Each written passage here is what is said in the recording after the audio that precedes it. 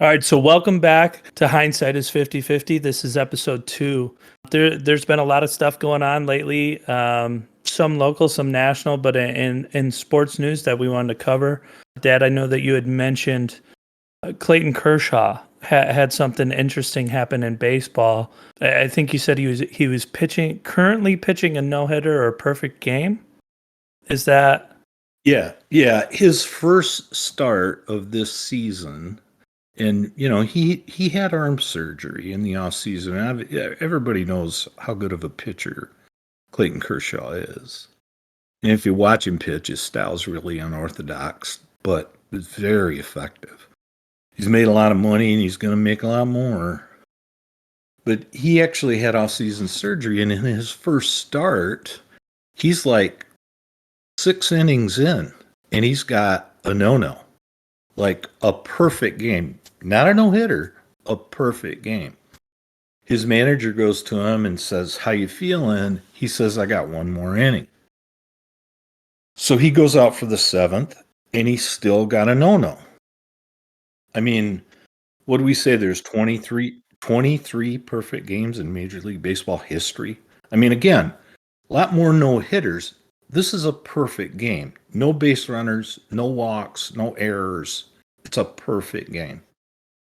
I think that, when I was a kid, baseball was like the national pastime, and it's not anymore. And baseball's audience is grown older.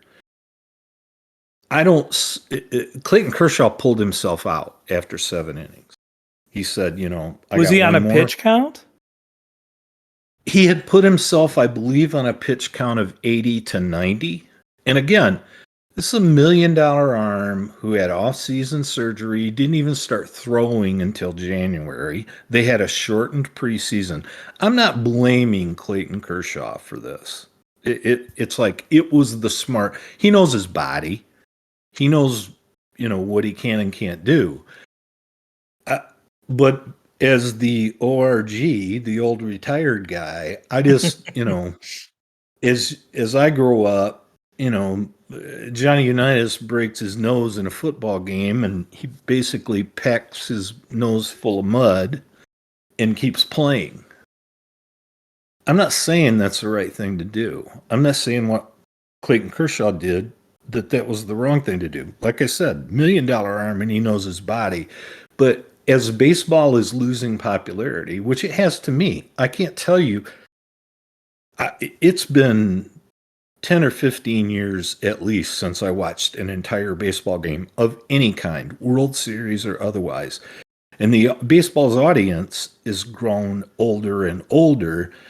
Now, there's still a lot of money being made because they play so many darn games and they got TV contracts and all that.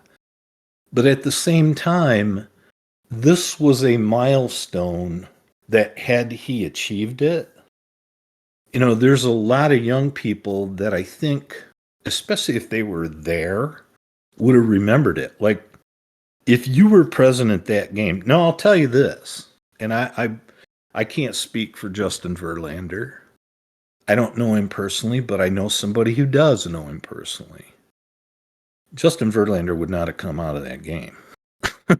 I just, right. I mean, I think any sports fanatic, any fan, any true competitor, their first answer is going to be to not come out. And like you said, it's not rare. I mean, it's the numbers are ridiculous, and how extraordinarily rare it is to pitch a perfect game. And again, but I'm not banging on Clayton Kershaw. I'm not. No, I know that, but what I'm thinking, as you said, and I know we have touched on this before, but as you said it, I can't help. Like, it's like, there is not a chance in hell I'm coming out of that goddamn game. There is no way. I don't care if I throw my arm out doing it. However, there's part of me just now when you were saying this that it made me think of For Love of the Game. Yeah. And it's like his arm starts going out, shit starts going numb in the end of that movie. Great movie. Love that movie. Yep. Yep, me too. But it's like, it almost makes you wonder if Clayton Kershaw knew not that he was going to injure himself, but he was out of gas and he didn't have enough junk to throw to keep it respect. Like, are you going to go from throwing heat and just unhittable stuff to, I've got a repaired arm that when I run out of gas, I'm throwing shit that's going to get taken to the yard. Do they hit a 70-mile-an-hour fastball because his shoulder's gone for the day? You know what I mean? Yeah, I don't want to make it sound like I'm beating up on him because I'm not. I would say this. I've heard, and you have to check me on this to be sure, but I know he and Matthew Stafford played sports together in high school. I think he was the center on the football team when Matthew Stafford was the quarterback. I think Matthew Stafford was the catcher on the baseball team when he was their ace starting pitcher. Now, I'll tell you what. You can say whatever you want to say about Matt Stafford. Until Matt Stafford gave up a hit, he's not coming out of that game. And again, that's not a knock on Clayton Kershaw.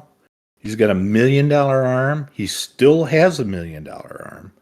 But again, it's a disappointment for baseball because I think the popularity of baseball, and it's easily reflected in statistics, it's waning, and the audience is old.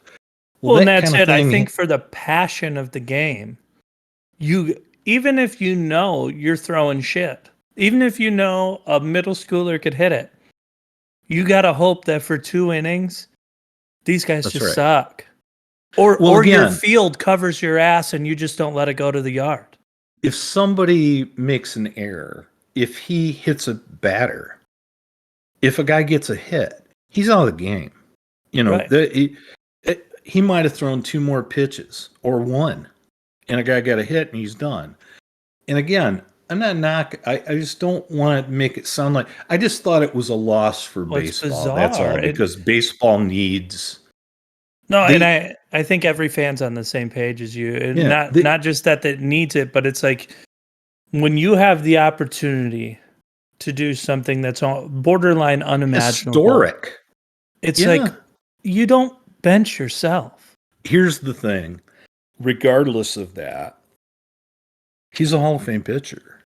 If he retired tomorrow, he's a Hall of Fame pitcher. He's been that good. So, again, do you think he just doesn't need it? What's one more stat column for him?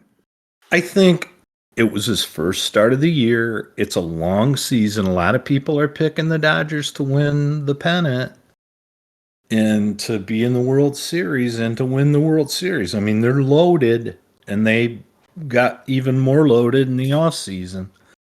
And it's like, again, it was prudent, like analytically. It was prudent. And again, he knows himself. He knows when he's out of juice. Right. Only what's going on. Again, there's, it was a loss for baseball and baseball's popularity, which right now baseball doesn't need that, in my opinion. On a local note, which is also a national note, I mean, Miguel Cabrera got his 3,000th hit this past week. There's not a player for the Tigers that I think I liked more than him. And it's like, if somebody deserves what they've achieved, it's that dude. Like, he's loyal, he's honest, and he's good-hearted, and he's hell of a baseball player. He's played 20 years. He's 39 years old. He's in a club now with 500 home runs and over 3,000 hits. I think he has 502 home runs going into tonight's game, and 3,001 hits. There's only 7 guys in Major League Baseball history that have done that. Now, that's Major League Baseball started in 1876 with 8 teams. And then they expanded, and I don't even know how many teams there are now, 30, but 28. I don't know. In Major League, that's how far I've fallen away from the game. But you think about all the games and all the players that have played in, 100? Almost 150 years. 146 146? years? Yeah. Yes. And it's like there's 7 guys in that club. And by the way, he has 599 doubles. He'll get his 600th double. Well, and the There's statistics make there's this. 2 guys in that club. He'll be the 3rd. There's Yeah, and 2 guys in the that club. Hank statistics Aaron. make it even more insane. Like, Yeah. how Hank many? Aaron, Albert Go ahead. Pujols, and him. That'll be it in that club. And even of the guys in the club of 503,000, Rafi Palmeiro's in that club, Alex Rodriguez is in that club, and those guys at least had steroid stigmas attached to their careers. And Miggy has never had that. Now he's had certain off-field things. He hasn't been an angel. None of us have. But you're right. He's been a great player. He's been with the Tigers 15 years. And that is just something. I mean, you think about all the his baseball interviews are games played priceless. since 1876. And there's 7 guys in the club he's in now. And when he hits that 600 double, there's 3 guys in that club. 3,000 to me is amazing, but it's like 500 home runs. Yeah. I mean, that just testifies to how hard it is to get a home run in the MLB, but then to stack that many, because at some point your juice is going to run out. You can't take it that far anymore. But then the doubles, even stretching it. I mean, sometimes you got to turn a single into a double. So it's like the fact that, I know he doesn't have wheels, but I mean, he's stretched a few here and there, and it's like he was gutsy. He was gutsy especially in his younger days. He was pushing his big ass with that little motor. Yeah, it's like, even if he once he got rolling, he's like, man, I'd rather get tagged out than stop. Yes, but no, it was a cool thing for the city. It was a cool thing for Detroit sports, and it was a really cool thing for him, who I think has been, a wonderful Tiger. Like, he won a He's World all we Series. could ask for. Yeah, with the Marlins. He played 5 years there. They made a blockbuster trade to get him, and he's been nothing but good since they got him. I saw him, and again, I'm going to lose track of how many years ago, but I saw him get an inside the park home run. Oh, God. Did it take 40 seconds? And this has been, I'm going to guess it's been between 7 and 10 years ago. I don't remember when. He was laughing by the time he crossed the plate, and everybody in the dugout was laughing, and he was huffing in a big way. And it's like, no, he's got a lot. Would they lose the ball for 2 minutes while he made it? It was one of those who's on first things, man. It was like, it was kind of little league weird stuff. Yeah, like I overthrew the cutoff and the ball's rolling forever.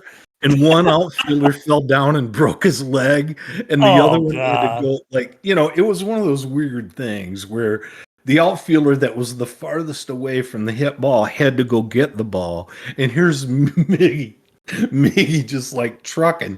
And he's looking back, like, almost like, do I have to go again? Yeah, like, will someone pick up the ball so I can stop? And like I said, he was smiling and I think I want to say it was a stand-up. I remember I watched it live, and it was funny to watch because he's so good-natured. Like, he knew this player, like, for a long time he played first base, and he was a good first baseman for a while. He was darn good, and aside from that, he was always been a hitter. There's a guy named Adrian Beltre who and I don't remember if he was Venezuelan, but he was of some ethnic background similar to that. I don't know if he was Venezuelan. And Adrian Beltre was a really good player, and he played for multiple teams. Well, I think Miggy, actually, they used to call him the mayor because he talked to everybody at first base. And he knew that Adrian Beltre did not like to have his head touched. And so when he'd get a hit and be on first base, Cabrera would always like rub his head Like or almost like a knock his noogie. hat off and Yeah. rub his head. And I mean, it was just comical, you know? It's like, and Beltray was pissed, man. He didn't like that at all. But, you know, it was like a clubhouse secret. And it's like, and Mickey shared it with the world. It's like, no, this guy doesn't like it when you No, touch that's his head. perfect. So when he goes to first base, first thing he does is going to touch his head. And no, it was good. It was funny. But I need a quick break. Is that okay? yeah, absolutely. All right. Thank you. Yep. And we're back. So, real quick, switching sports, switching over to football. I know that the NFL draft's coming up. It's coming up Thursday, and that's something that not only is something we talk about because our family's filled with football lovers, but also in our previous episode we mentioned that you and Alan kind of have a history of making this an event for you guys. But when you and I had spoke recently, you said this year was kind of a unique draft. What do you mean by unique? What's different about this year than other years?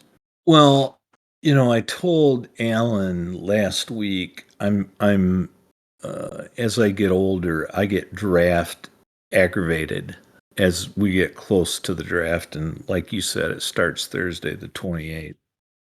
And because there's so much smoke screens and so much BS, and you don't know who's telling the truth, and all the NFL insiders, you know, Well, say, well, I hear this and I hear okay. that.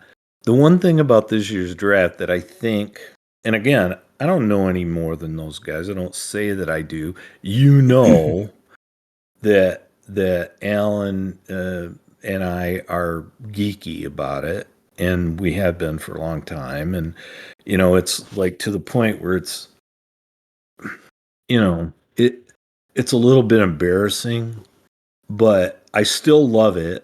To me that's so silly because I think it's way cool, and maybe I Well, grew up it's around good, it, but like, it's been, you know, a big.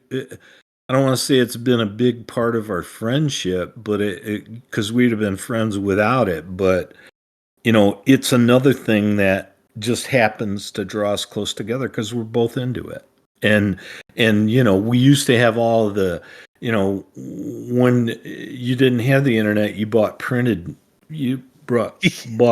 Football I don't Weekly. know that there was a time when I didn't have the internet. I know, but again, there was a time when I didn't.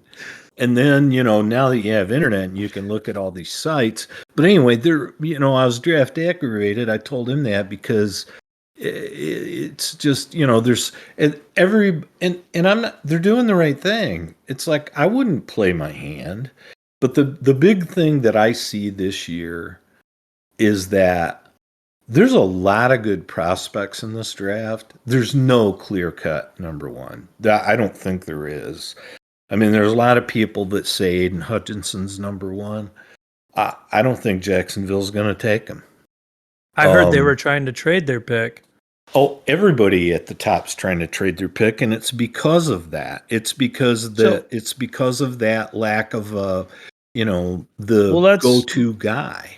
Let's Everybody's elaborate trying on to that a trade it. little bit more, though. Is it truly just there's no just number one guy, like top player, or is it that instead of having like the elite top 10, the top 50 are all in the same wheelhouse as far as value of pick wise, so you don't need to pick first. You could pick 20th and still end up with just as good of a player. Like, is it truly that like there's no top 3, or is it that I guess the whole first round is just going to do well overall, but there's no standout? Like, what do you mean by no true number one?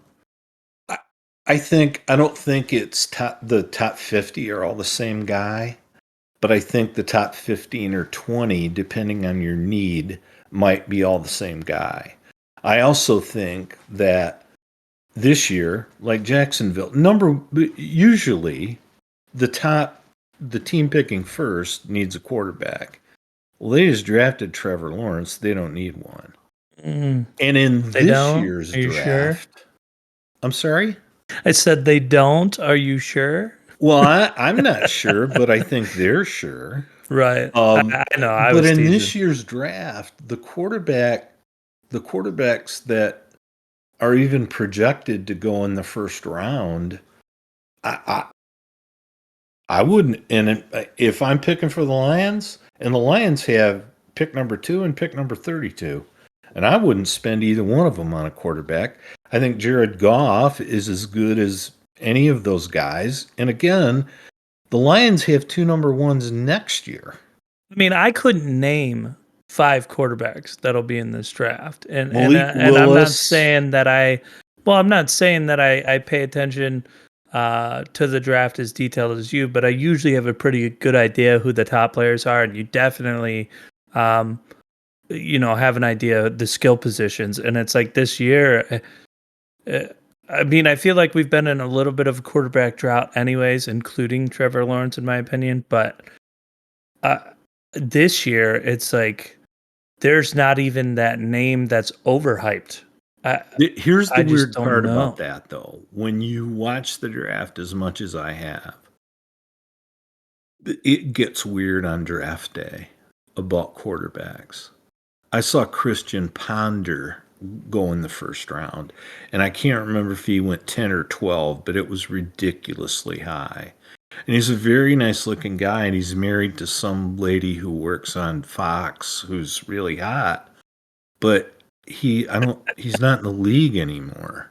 Right. And he wasn't even that good at Florida State. Well, Well, this year's quarterbacks are like, Kenny Pickett, who's the most pro ready. Malik Willis, who everybody loves his athleticism. I think Matt Corral might be the best of all of them. The kid I from don't Ole think I know Miss. any of those guys. Sam Howell, I think, from North Carolina is very good. I'm not taking any of those guys in the first round, and that's if I'm the Lions. And a lot of people say the Lions should draft a quarterback, and I'm not. I'm Yeah, not but in not that one of camp. those guys. Again, it's not quarterback heavy at high end. The when you say the top 50 are all the same, like I said, I don't think it's Well, that I'm not saying that. I big. was wondering that. Yeah, I don't think it's that big, but I think the top 10 are Well, really close okay, so depending on your without a need. true number one, without people making, and they may still make irrational picks, but without the lead up that someone's going to do something insane Yes, to get a pick always. for a big time guy, with all of those things being a little bit different this year, I know one thing you and I have talked about is that Belichick and the Patriots have always found a way to get, Mr. fucking nobody in the 6th round who, played at South Dakota State and turn him into an NFL player and get value out of a 6th round or 4 6th round picks instead of a first or second. Do you think that changes a little bit this year because people will be more patient and they will estimate a player's value a little bit more accurate because no one's pursuing these high name targets. I Um, think it's loaded in receivers. I think it's loaded in linebackers. Now again, are they all is going to be good? I don't know. I've swung and missed too. so So you think I it's loaded in receivers? Is there anyone better than Pickens? Pickens, right, out of oh Georgia. yeah. Oh Is there yeah. anyone that's like just like just above him? The kid from Alabama, and I always forget, Jameson Williams, is that his name? The kid from Alabama who wrecked his knee, and obviously you can come back from that now. Everybody says he's the best receiver. There's a kid from USC who's really, really good and Is he really like another big. Jerry Judy, or what's the style of this kid from Like Alabama? that, yes, Okay. he's those guys. Okay. Um, I, the Lions are going to take a receiver in this draft, but I'm not sure it'll be in the first round. I kind of hope it's not. If everything fell the way I think it'll fall, again, I'm not sure that Aiden Hutchinson is an all pro for 10 years. What I do think is I heard I heard an NFL executive quoted as saying he's a solid double. There's nothing wrong with a double. And again, you're going to get a guy who's got a great attitude. He's got great leadership. He does not take plays off. I think you're going to get Jared Allen. You know what? That's a great comparison. I heard that today, and I think that's him. He is a very motor. He's a relentless motor. I think Thibodeau has been kind of, he walked away from the combine, which that was the dumbest move anybody could make. If you want, if people are questioning your love for football, and then you say you're going to do all the things at the combine, and after the first day, you leave. And you don't do all the things at the combine. Even though you're a physical specimen, I think people raise a lot of questions about that. And you know what? That guy might be all pro for 10 years. But that scares me. And I know that's not the kind of player that, Dan Campbell for the Lions want. As far as that, Aiden Hutchinson for that is a perfect fit. He's going to give you everything he's got all the time. He's a double. Where's the tenacity from a player that can't even stick around for the draft? I mean, you want attitude, right? You want that demeanor on your team. Yeah, Sean. We've already done Sean Rogers. I mean, that's the biggest specimen you'll ever see, and it's like but you know what? Sean Rogers can control every play, but he didn't feel like it, and you didn't get shit. There's a Sean Rogers in this year's draft, and that's Jordan Davis, and there's a lot of people say the Lions will take him at 2. And he's a specimen. He is 350 pounds, and I think he lost 40 pounds. Jesus. To get to that weight. And he ran like a 4.78 40 at 340 pounds. But again, he's a run stuffer. He's a 1 or 2 down player. And I'm not knocking his game. His comparison is to Vince Wilfork. Well, there's nothing wrong with that. Vince Wilfork was a hell of a player for a long time. But again, it's all about scheme. The guy who blew it up at the combine is Trayvon Walker. Well, he's like an end, okay? But he's big enough where he could play tackle too. And he just blew it up. He's a workout warrior. And he had a nice career at Georgia, and obviously Georgia's defense is great. There's 2 things about Trayvon Walker. If you look at his career at Georgia, he basically has the same stats as Rashawn Gary did at Michigan. Now, Rashawn Gary went in the first round to the Packers. And I think last year was his second year or third year, I don't remember. And he has started to develop. But Rashawn Gary has the speed to be like a 3-4 linebacker end. Like a Pittsburgh or a Ravens kind of end, like James Harrison or even Watt, T.J. Watt.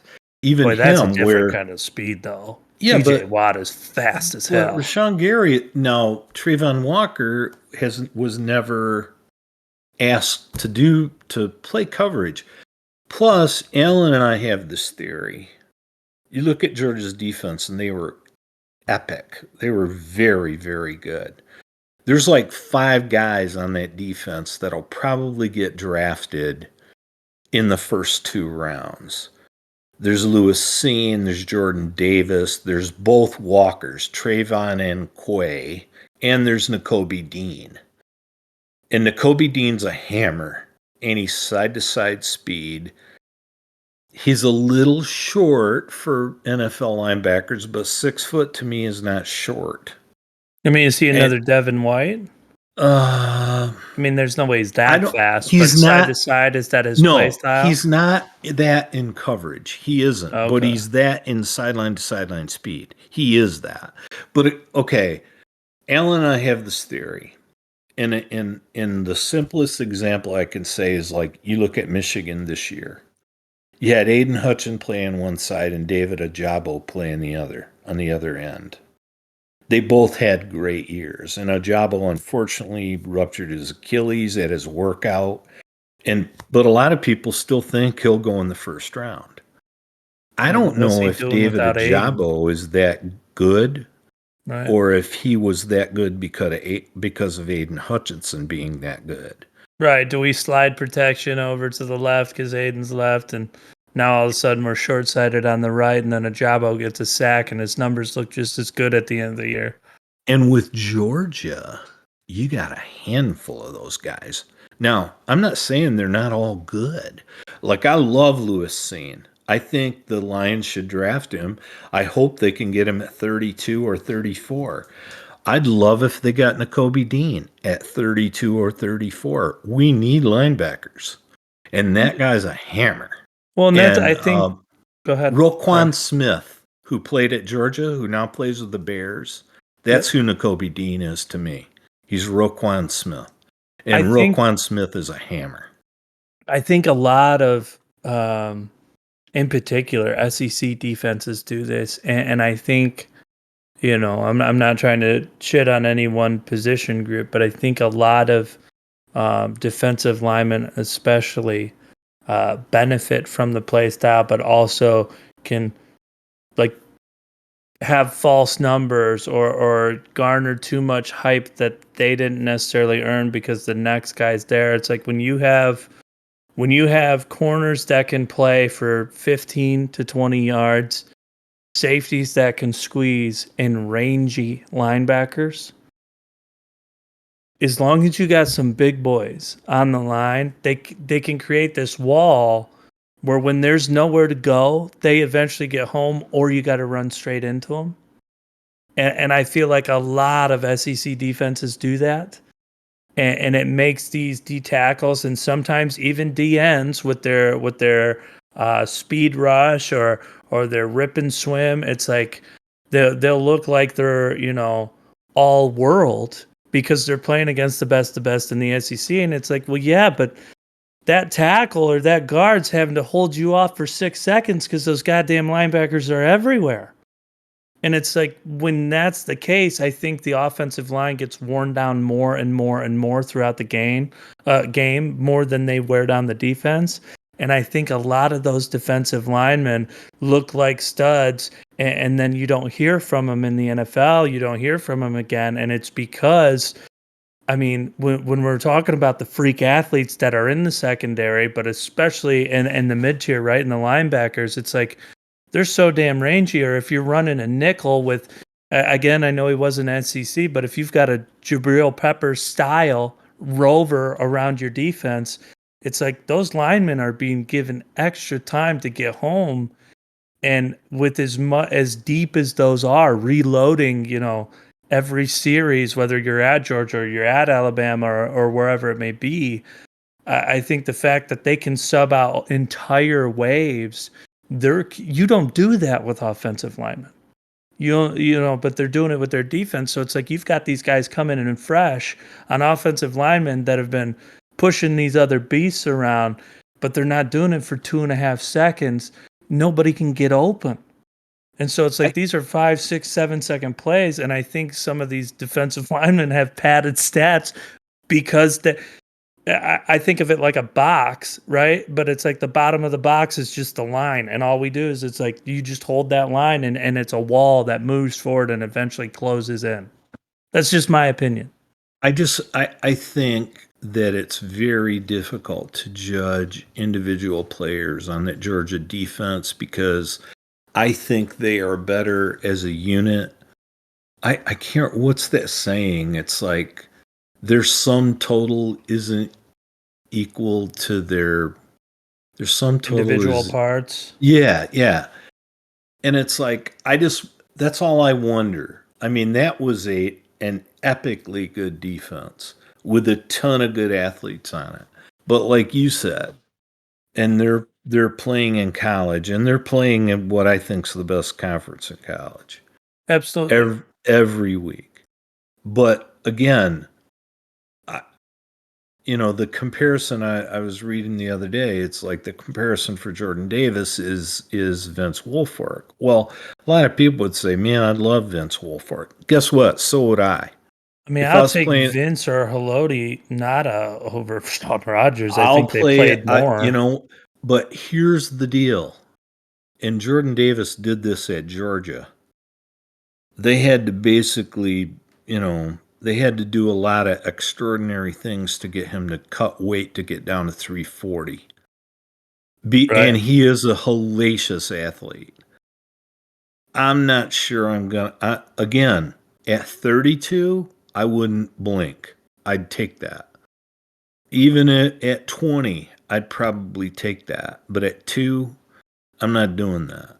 Because they've got so many. There's another guy on that line named Wyatt, and I can't even think of his first name right now. Again, our that defense was epic, but they were epic because they were together. How Right. good are they going to be apart?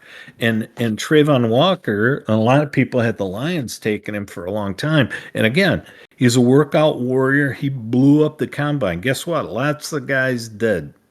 Lots of guys did. The kid from Michigan a few years ago did. The defensive end, and I'll think of his name in a second.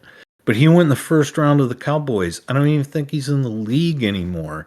And that was like 4 years ago because he was a great athlete. Well, I wonder that about Thibodeau. It's like he's an Adonis.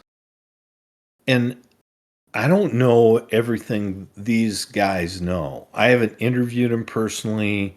I haven't timed him in a 40 personally. I haven't done any of that. I didn't go to this pro day. I watched several of games. One he didn't play in. I think he did the Jadeveon Clowney thing, and I think he kind of patty caked through this year because he knew he was going to the draft and he knew he was going to For be sure. a high pick.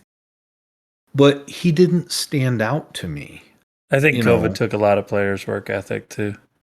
well, it could have, but guys like N'Kobe Dean and Lewis Seen, and even Jordan Davis did. But again, Jordan Davis to me is a scheme guy. In a Well, 3-4, he's your perfect guy. He's your well, perfect nose tackle. If you're playing a 3-4 all the time, but the Lions supposedly aren't anymore. well, when you talk And about like these guys being good because they're surrounded by their teammates, I completely agree with that, and I think it does make it hard to understand their individual worth or talent. Not that they're not all talented, but they're not all going to be that guy. And the thing that's kind of comparable to me that you see happen a lot is actually on the other side of the ball. It's on the offensive line, and it's like, if I've got a solid center, he's not, your A plus top tier guy, but he's a B plus, and he's healthy all the time. But I got Joe Thomas at left tackle. Boy, I can have some fucking tard over at left guard, but he's gonna look pretty good. well, they're going to carry him. Yeah, Right. And yeah, and so they're going then to when carry him. and it's not, and I'm saying like he's gonna look decent on film, but Yeah. it's like, okay, well now let's say he's not an idiot, and let's say he's, actually fairly gifted. Maybe he's not an A plus guy, maybe he's not a B plus, but he's a B or a B minus. Well, that B minus starts to look like a B plus between Joe Thomas and some other solid Well, center. sure. And it's And like all of a sudden, that's the that trouble, right? That's that guy makes the Pro Bowl right. because of Joe Thomas and your center. And again, that's nothing against that guy. He's No, but just you can taking swap advantage them of the out. situation. Right, but you Like, can swap them out, and that's the thing about like the Georgia's defensive line that I think you're hitting on is it's like who's the standout and who's yeah, the one who looks good because of the situation. But since you guys were all a force, we don't know. But if every single one of you was a stud, I think your defense would have looked way different than what it did. So we know that there's people in there who are playing up to the level they were brought up to, not and that they brought and everyone and else to that level. And you know what, Jared? They might all be good. It's a theory that Alan and I have had for years about watching the draft. It's like in the easy comparison is always DNs. It's like you got a really good D end, and then all of a sudden you got another good D end. Somebody's an imposter here, because I think that really good D end might be really good, but I'm not sure that that other guy was that good. He was better because that everybody's focused on in Michigan's case, Aiden Hutchinson. But again, uh, I think it goes loaded. that way across every tier, though. I mean, like Yeah, it if does. you It have a absolutely does. phenomenal safety, I'm talking one that's baiting, not just a heavy hitter, but he's baiting the throw because he wants a pick. Your corner can get away with all kinds of shit, and I think corner is the most skilled position on a football field. I think it's the Got to be hardest the one, most athletic. I would and agree it's with like, that. but they can get away with getting beat. They can get away with gambling. They can get away with roaming if they know that safety is lights out going to cover their ass. And it's like, I, and I'm the same way about linebackers. I think a great middle linebacker, especially a great middle linebacker, whether it was Devin Bush at Michigan or Devin White when he was at LSU, and I'm just talking about in recent history. Obviously, there's even better ones throughout history, but when you have one that covers that much ground and they can read, it's like they're baiting the quarterback. They're reading the run. They know the play that's coming, but they're rangy as hell. It's like, oh yeah, they've got great outside linebackers, and it's like, how many times do you turn around and it's like, the fuck we did? They were okay, but The it's like steel, once they get separated from that guy who's got all that range, and they're not just playing the flats. It's like, when's the last time you saw the outside linebackers pan out when there was a phenomenal middle linebacker in college? Because they're just covering so much damn ground. I believe about corners. I believe this, and I agree with you that corners are I you have to have the most skill to play corner of anybody on the field, the most athleticism. But you showed me a team that gets good pressure on the passer, and I'll show you a team that's got pretty good corners. Because the Steelers do it, the Right. Ravens do it, and the Ravens pick up guys and the Steelers do too, that other people don't want, and they're good in Pittsburgh or they're good in Baltimore, and they're good because they're getting pressure on the passer. It's like when the Lions don't get any pressure, and I think they were the worst team in the league in sacks this year, I think. Your corners are given a burden that no Deion Sanders couldn't handle. And he was the Right. best cover corner I ever saw. But you can't make a guy cover a world class, huge Calvin Johnson. You can't make somebody cover him for 6 seconds. You just can't do it. And Well, and that's when you get pressure, your corners get a lot better. And like you said, if you got your safeties over the top and your safeties can cover, that's the thing.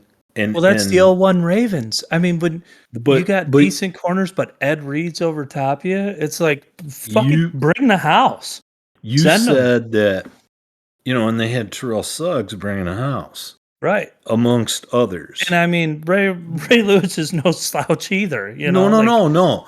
But eh, he didn't always blitz. But yeah, no, but Terrell Suggs blitzed a lot more than he covered. He rushed the he is passer a a lot more than he monster. covered. But you said that Dax Hill would go in the first round, and I don't think Dax Hill's worth a first round pick. But guess what? He's going to go in the first round, and he is a good cover safety. But he's not like he's a free safety or a slot corner. He's not a strong safety. I think he's a free safety. I Yeah. wouldn't put him at corner. No, he's a slot corner. He's going to cover. He's very good, and Michigan played him at that a lot in the slot covering the tight end, and he was great at it. And he has great ball skills. And I still don't think he should go in the first round. I watched him play, but he's gonna. Every draft I Oh see yeah. has him going as high as 15, 18, and he's gonna. But yeah, Yeah. it's so, it's just one of those drafts where there's no, there isn't a Peyton Manning, and even then, he had Ryan Leaf. There isn't a Matt Stafford. There's not one of those in this draft, and I think there's a lot of guys that are really good, I think and that's healthy for football, though. Just like how we I talked about the I Clayton don't Kershaw thing disagree. was not as healthy for baseball as it could have been. I, the draft coverage, maybe coverage, maybe coverage is the wrong word. The viewership may not be what it once was just because that big name's not there. But I think more sports fans, more NFL fans are going to be interested in preseason, whatever the hell Hard Knocks is doing, and the actual season, because it's like they're gonna want to know who made it. They're gonna want to. Like, I think it's gonna bring more intrigue because you don't. It's not like, oh shit, the Lions are gonna pick the number one receiver again this year. That's what we don't know who that pick is. And I No, mean, I'm sure we've got an idea, but I think a lot of teams are going to be in that boat, and I think it's gonna bring more interest to at least the first part of the season. Um, but again, with the draft and everything, I just think it's way cool that you and Alan have stayed together on that draft. You guys have your lists, your mock drafts, and you adjust, and you kind of have like your banter arguments, and I really do think that's cool that you guys, I mean, even in this conversation we're having, you can tell that you're invested in it. And I'm sure you guys will have more elaborate conversations between the two of you, but that's just something that it's special, it's cool, and I'm happy for you and that you guys are still doing it for sure. well, it is weird. It's unique. I've had, people have asked me about playing fantasy football, and I don't play Oof. fantasy football, and they say why, and it's like I think it's a little geeky, but I can't defend the fact that what we do is a little geeky, Right. but But that's it's okay. okay. It I was mean, just but it's yes. also just between the two of you, so that makes Yeah, it and kind of it's a special. reason It's to a get family thing. together. And again, nobody's, the coolest thing is, and I think you've even seen it in person, is that when somebody does that weird thing in round one, we just look at each other like, Yeah, and what? well, and then I watched the scratch offs on your guys' paper, because you Yeah. you guys are It's like, writing in pen or pencil on a old school legal pad, yes, and it's like the dominoes start falling, and you're like, oh yeah, well, like if this guy's available, that's going to change this pick, and watching absolutely. you guys scramble and then get your reformed mock draft in order is awesome. I Here's the mean, like, weird thing because you about guys are doing that. like math about it, and then you're thinking, well, now that the Bengals are sitting at 3 and they're not going to want as much, the Lions might trade up. Like like Well, and that part's cool, I have this contact who gives me a little bit of heads up, right? you know, and we're not even going to go into the name thing, Right. but gives me a little bit of heads up about the Lions because he has connections. Well, I've had him tip me off, like he always tips me off on the first round way before they announce it on TV, because he knows. And then I remember 3 years ago, I guess it was, they went through the first round. It was when they took Hawkinson. And I like Hawkinson, but they picked him at 8. And it's like, I'm not sure I take a tight end at 8. And I liked Hawkinson. It's got nothing to do with him, but it's like the position. And I thought we needed more than that. Well, then at the end of the day, I see this guy who tips me off, and this is after the first round. This is before the second round. And he says they're going to take Jelani Tavai in the second round. I didn't even know who that guy was. Now, I got to tell you, dude, I'm not Nostradamus or anything like that, but I watch a lot of college football, and I read a lot of draft stuff. And when I didn't know who that guy was, and they traded up to get him in the second round, I mean, when he said that to me in our office, I was working at that time, and I go, I have never heard of that guy, and that's who they took. And guess what? He's no longer a Lion, and I think he's on the Patriots practice You just say, squad. I have no idea who you're talking about. He was a linebacker from I mean, Hawaii. but And and we again, have an expertise in blowing Kuiper's made things. his share of blunders, and so's McShay, so's everybody, because the draft's such a crapshoot. But Kuiper, when they picked him, he goes, "This is a fifth round guy." It's like, why? And Yeah. again, now in that case, it proved to be true. But everybody strikes out at the draft. It's a crapshoot. That's the fun part of it. And Yeah, but because we've we're been not even like batting. We go up to the plate without a fair, bat. And it's fair, like, and strike me out or intentionally walk me out. I don't give a shit, but just get me out of here. I mean, and sometimes the Lions go up there and it's like, what were you think? I mean, how many drugs were back there? Like, you came up and you're like, I said the last guy's name that I remembered. My bad. Do you remember the draft day when they picked him? yes, I told I you. don't think well, I'm talking about the exact moment when they were talking about him after the pick came in. I don't think I've ever seen a film crew. I'm sorry, the broadcasters speaking so dumbfounded by how little footage there was and how shitty the highlights were. They had nothing.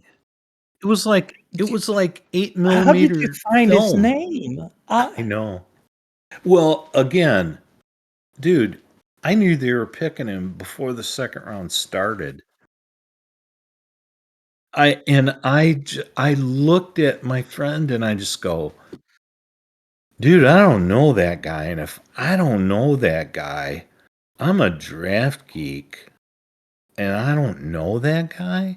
Well, years before that, when Matt Millen was the GM, he Oh boy. drafted Akaika Alama Francis. Hell yeah, big old D Yes. end. Yeah. All Yeah. tatted up, and boy, he Yeah. wasn't worth a And he shit. sucked. Yeah. And he was like in Great the name though. second round. Yes. Yeah. I And remember you and I were joking around the preseason. I'm like, that guy. And you're like, Ikaika Alama Alama Francis. And I go, Francis. Tamanga Biaka Patuka. Patuka. Like, it was Yeah. just, I God mean, bless what a you. name. Yeah, exactly. Yeah. Absolutely. I mean, Well, but anyways, anyway, that we could stick around with the Lions blunders forever.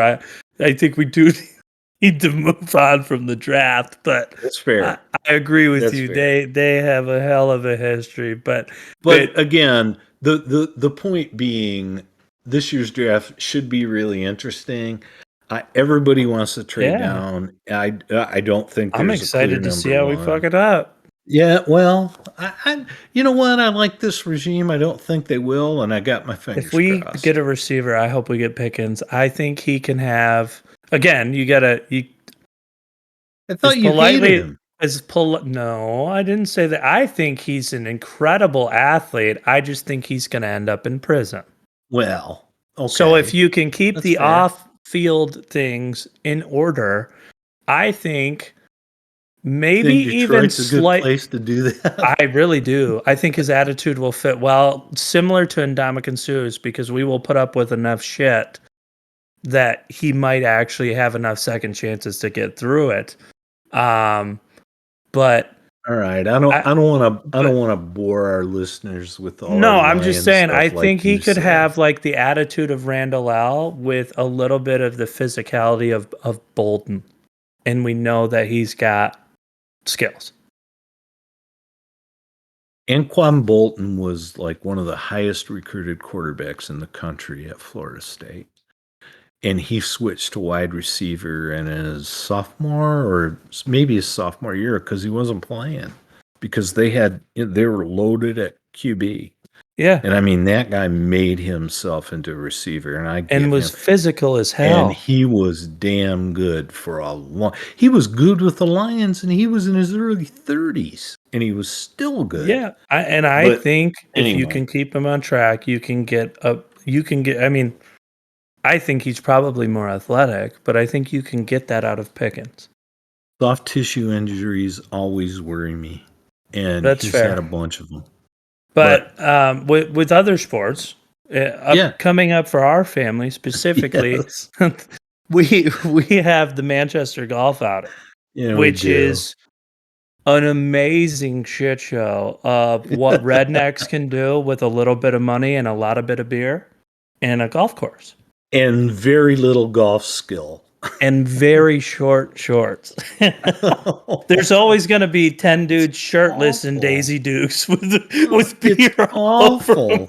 It's just awful. I mean, it's white trash paradise, though. It is. It Like is. we all It have is. fun. It's It entertaining. seems like everyone's safe so far, and you know, cross your fingers. It seems like nobody's gotten hurt, and everybody makes sure to sober up before heading home. So, and there's always a good meal at the end that absorbs some of the booze, and you know, the proceeds go to the youth wrestling program. That's what gets everyone together, even the people who are from out of town, like me and my brothers. We all grew up there, and so this funds the youth wrestling program in Manchester.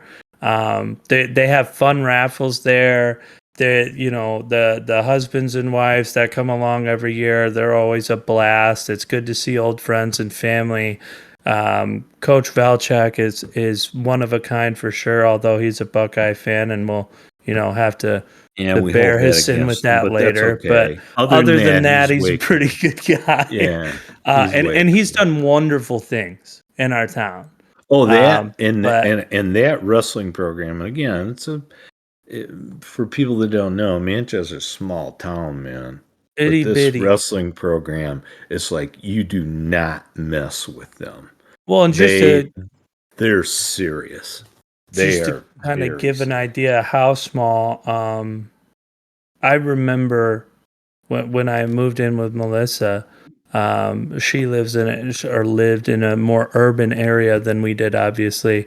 And Manchester Township was 4 square miles larger than the township she grew up in. Mm-hmm. And her population was 92,000, and ours was 4,800. Right. And it was like, Right. oh my goodness, like you're stacked on Well, top of each other. but like you said, it's good old boy redneck in a Hidden good gem way. for sure. And it's like, Yes. and they're there, everybody goes there to play golf, get sun, have a good time.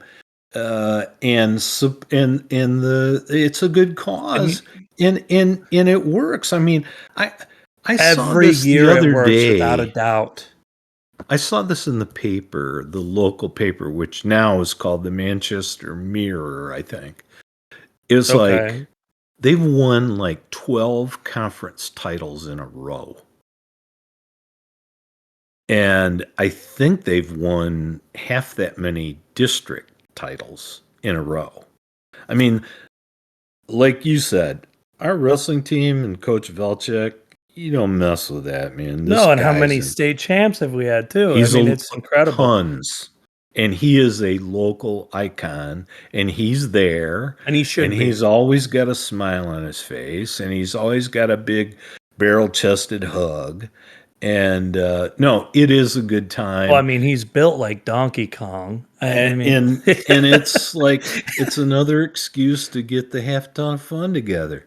it is, So and you know, with the success he's had, I mean, I got to imagine he's going into the High School Coaching Hall of Fame, don't you? he He has would to be. have to, right? Jim Fielder's in there, and I think deservedly so. And Velchek, I think, is right there too. I Oh, do. yeah. He's every bit of that.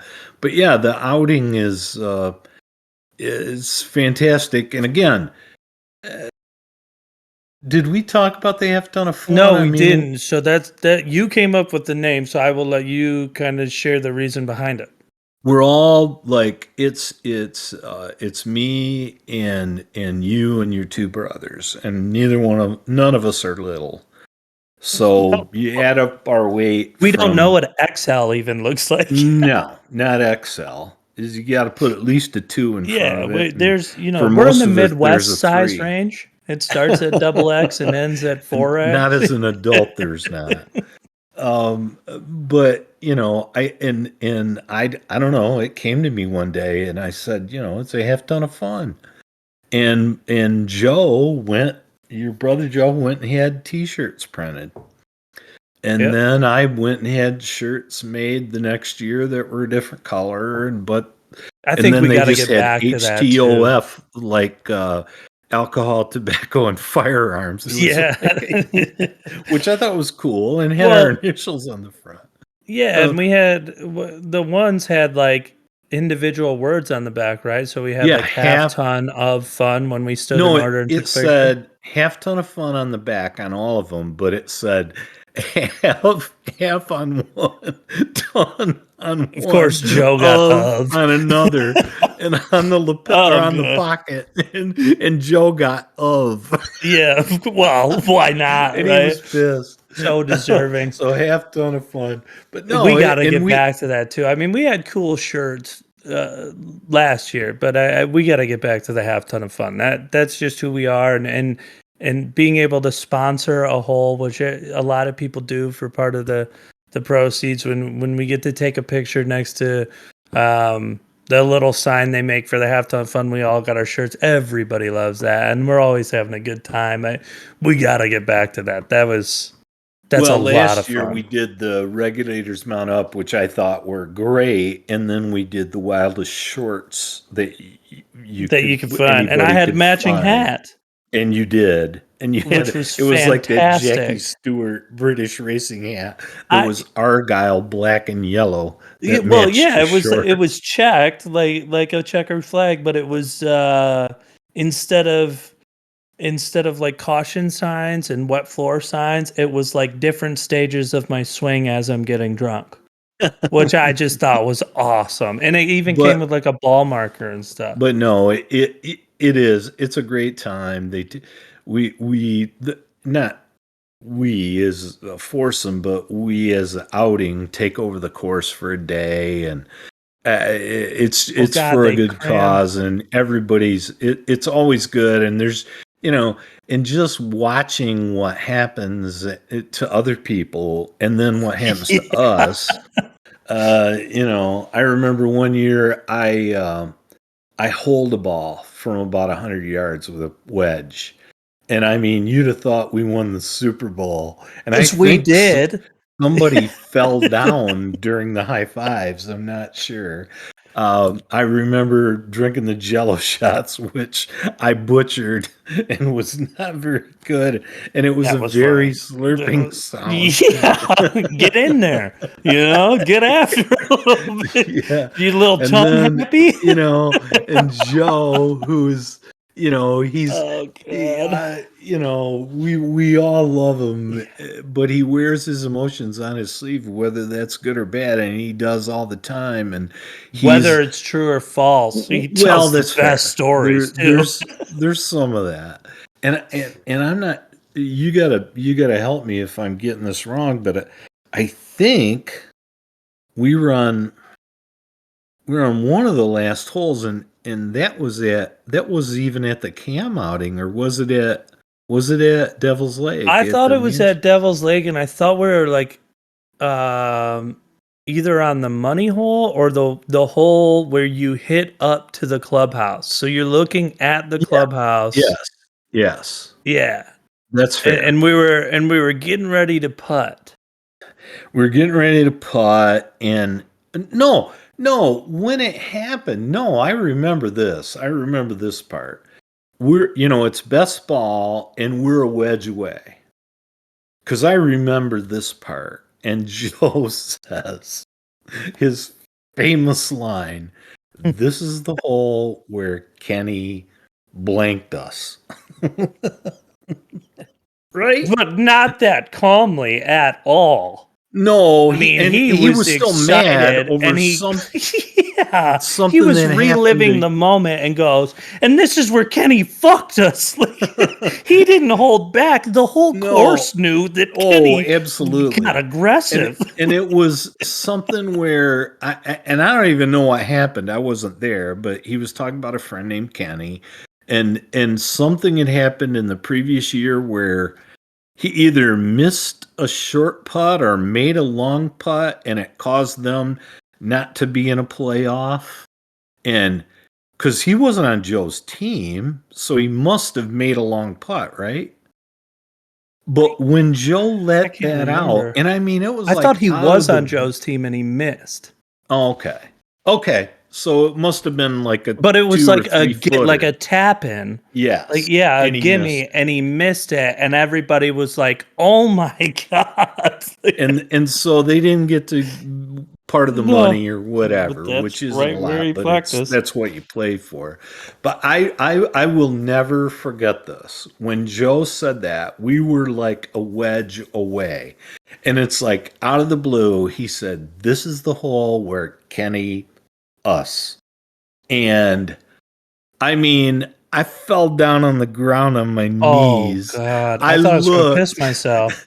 and you were on one knee laughing. I think Jacob was on his back laughing. All of our clubs on the ground. Yeah, everybody Yeah. just dropped their clubs. Yeah, It's like, God damn, Kenny fucked us right here. Why? you know, Because he didn't give us any context. we've He all just shouted that. That was the best oh, part. Is like it was big like time. we all took it from Kenny. Like he said it so loud and so No, aggressive. It's it like he was, did what? and again, to know Oh Kenny, he's god. this meek little dude who wasn't very athletic. He's a nice enough kid. But And I give him hilariously credit. awkward and uncoordinated. Yes. And I give him credit for playing sports, but he was never very good at them.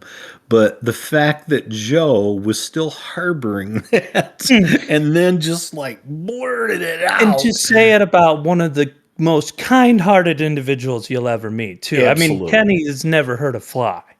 In Joe's voice booms. It Oh booms. god. He It'd talks carry an loud in a ocean. phone booth. And Yeah. it booms. And when he said that, and I mean, we all just like fell down But what laughing else do so you hard. do? I just, it's one of those classic moments that you just don't forget. Um, And we get back to that hole every year because we play this outing, and we can't and stop giggling. and somebody always says, "This Yeah, is where Kenny." right where he fucked us. Yeah, yeah. Oh, I mean, he yelled He that was. so loud. Mm, It was well, megaphones are not that loud, and there no, was no context. no, This is right where he no. fucked us. There was no lead in. There wasn't Nobody even anything. It knew was the just like story. out of the blue. This is the whole word, Kenny. But the And best part was that it wasn't just the other people that heard it didn't know the story. We didn't know the story. no, no. If we made him tell, well, I asked him to tell me Yeah. about it on the green. Oh my And I god. mean, we're a wedge away. And when I look, and again, I mean, I'm like this with Alan. I see somebody laughing, I see him laughing or hear him laughing, I just automatically start laughing. I And mean, you I can't just stop it. drop, and it's not easy for me to drop to my knees. I drop to my knees. And it's Well, like you might have been laying flat on your back, and yeah. Jacob was holding himself up with his Oh god. I mean, I wasn't and keeping it Joe's together. like still fuming. I mean, I remember going to the next hole trying to tee off, and I'm sitting there shaking. It's like, I was my laughing so hard. God, I No, hope and Kenny then doesn't fuck me here. Like, jeez.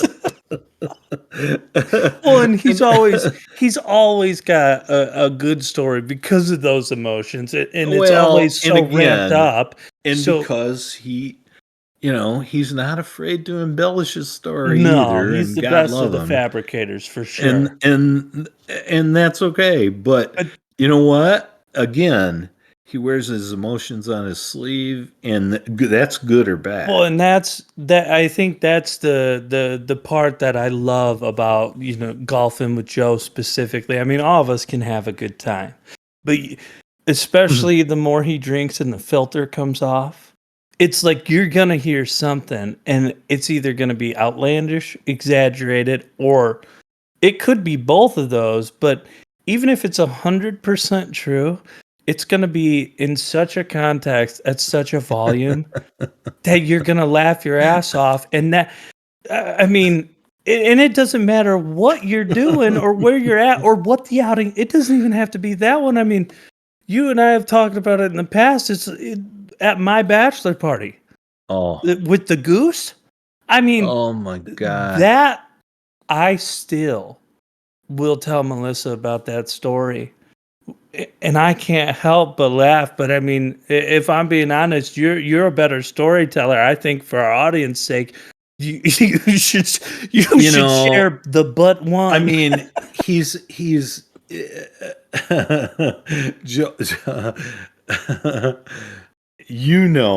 and we were talking a little bit off the air about.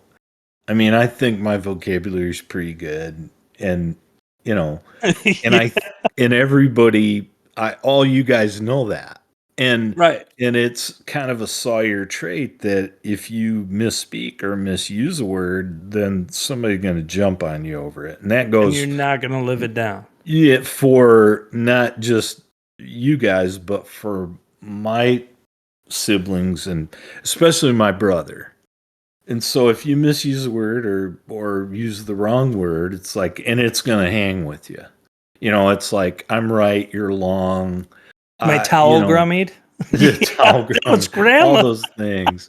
The gas, put the nozzle in the gas hole. The hook off the phone. I mean, yeah. Oh God, those things hang so on. Many. And we were at your bachelor party, and we were at this golf course, and it was so cool. I thought that was so cool that there was like 8 or 9 of us, and they let us play together, and they situated us on the course where we could all play together, and it was a cool thing. And it was, by the way, that was a nice track too. And I mean, we're just that was Cracklewood, I think, wasn't it? But that was a good course. Was it Cracklewood, or did we play at Cherry Creek? No, I think we played that at Cracklewood. I think we did. But anyway, so Joe's like telling me the story. And again, you got our buddy Bill, who's like smoking weed that, that Snoop would respect. And this was, that Snoop Dogg wouldn't have. And and Joe is like telling me, because there's so many of us teeing off, there's like 8 or 9 of us in a group. And again, Joe's telling me the story is like, he goes, oh man, I was on the way to work, and he's like, I'm on I-75, and and there's this car right in front of me, and all of a sudden this goose flies out and it hits the car, and it flew right over my car. Well, I mean, geese don't normally, land next to the highway or fly real low over it. So all I questioned was, I looked at him, I go, a goose? And he just looked at me with this quizzical look, and he goes, a geese? But one. He thought he had misused the geese thing, and I just thought it was unusual that it would be a goose flying over. He goes, a geese, but one. And I looked at him and I was like, "You're not wrong." If you knew Joe and his like faux pas and his slips and his vocabulary, it's like, it's very easy to shake his confidence. Well, and yeah, so it's like, and I when mean, you I go, wasn't even a goose, trying he's to. like, did I say it wrong? Yes, wasn't questioning that. I Oh was my questioning the God. fact that it was a goose that low to an expressway. Geese. And he's like, got this quizzical look. He goes, "A geese? We have to get that on a But shirt. one. We have to get that on a shirt. Oh my I swear to God. God. I mean, Ah, and again, it's a like God geese, love him. but I what? mean, it's entertaining, It's like, And it's so genuine. That's what I love about it. It's like that's he's it. trying so hard. Oh yeah, yeah, and he's like Uh, gripping, He's like, he's just like, I mean, you could tell he thought I was gonna correct him, and it's like I wasn't. I was just, I thought it was unusual that a goose was flying over I-75 low enough to hit a car. Oh, bless his heart. A geese, but one. Oh, Oh, I don't we know. I love you, don't know. Joe. I mean, you're never gonna forget it. You're never gonna forget It's such a good explanation. It's like you're teaching someone who doesn't speak English. A geese Yeah, for it's what? like the guy in Stripes who goes, "Can you speak English?" He's like, "Son of B, sheep." Yeah, you know, that's but exactly what it again, is. it was Oh so God. Joe, and I wasn't questioning him. I thought it was unusual that a goose would be But he flying so says shit low. so wrong so often that's his Oh, go-to is that oh, he's instantly I wrong. swear to God. I mean, Uh, a it geese. just, and again, that's all part of, uh, you know, that's part of the fun. That's part of because like Joe's and Joe It's such knows, he knows like he wants to talk, he wants to tell a story, he naturally talks loud, yeah. and then but he's like on edge, wondering if he took a divot. Did I fuck that up? Oh God.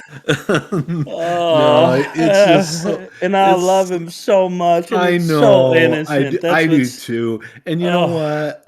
He, again, heart on his sleeve all the oh God. time. And I mean, that dude, I will tell you, it wouldn't matter if you did the worst thing on earth. If, he was called in, it's like, that's my brother, back up. Right. I mean, Oh, he'd be absolutely. all in a Oh heartbeat. man. With And a goose. A but geese one. before. I swear. I What I swear. mean, so just so everybody knows that we've talked about our family, we've talked about our stories. Obviously, there are hundreds, if not thousands, of hilarious ones, at least to us, that we just get dying laughing. And I guess it does depend on your opinion, but a lot of the stories, we don't feel like you need to be there for it to be funny, and we Yeah, just that's get true. rolling sharing it, and it's I think part of it stems from that it's not just one person, right? There's not just one jokester in our family. No. We all are sarcastic. We're a very big family. We're a very loud family.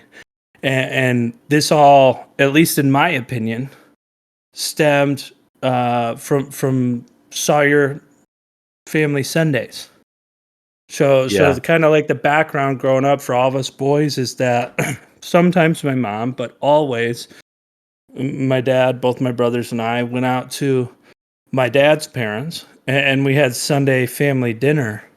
And I mean, you know, your sister Mick could joke, Rick could joke, um, Grandpa, he was a sniper. He didn't joke a lot, but when he did, oh, he got you.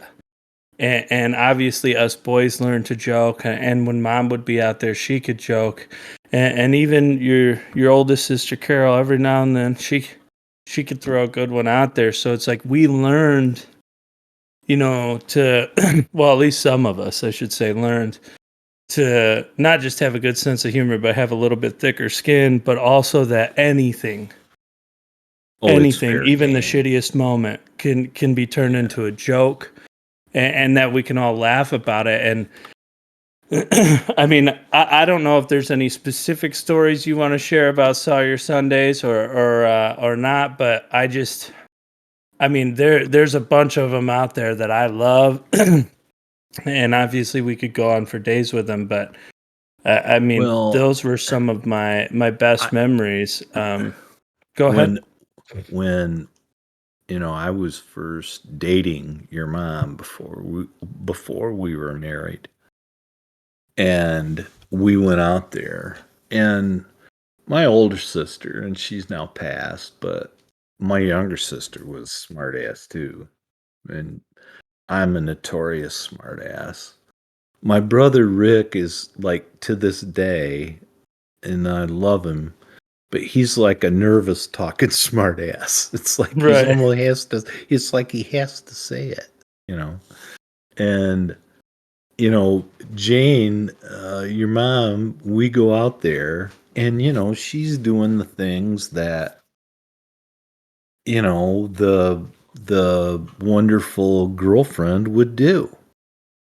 Like she's helping my mom, clean up dishes. She's, voluntarily, she's doing all these things. And, the first time she was out there, there's all this, it's just white noise. I mean, again, at that time, my dad was still around, my older sister, my younger sister, my brother, me, and it was like white noise, and there's no referee.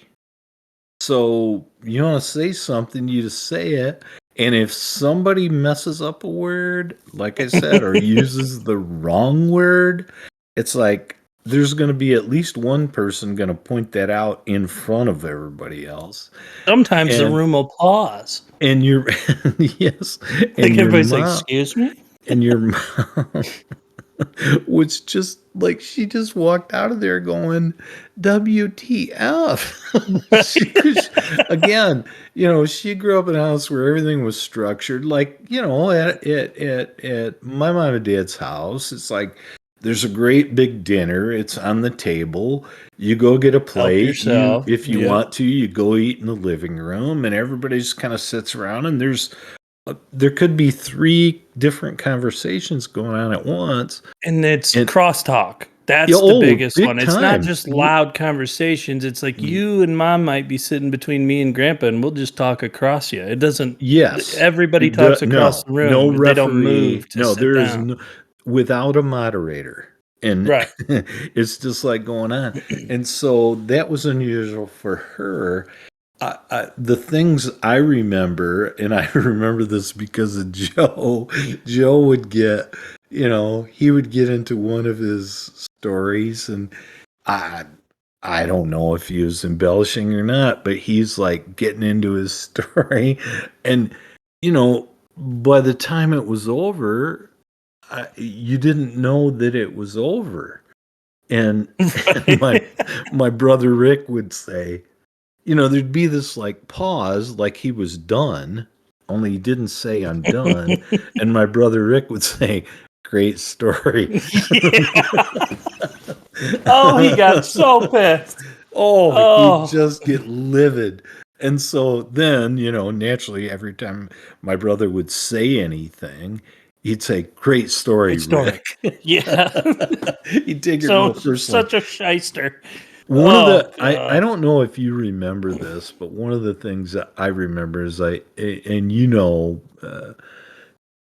for anybody who's listening, my brother's a really good musician. He's really, and guitar Incredibly especially, talented but at guitar. yeah, he's like, I mean, He can hear it and play it without ever seeing it. and savant, I don't think's too strong. I really don't. And but anyway, he would always get his guitar, and he would just be picking on an acoustic guitar in the background during all this white noise. And you guys were old enough to remember this, and I remember it, that you were old enough. And he would, all of a sudden, he would start playing a song that everybody recognized. And I remember he started playing that song, Can't Live by Nilsson. Can't live if If living living is is without without you. you. And it was Yeah. like, dun, dun, dun, dun. And he started doing that on guitar.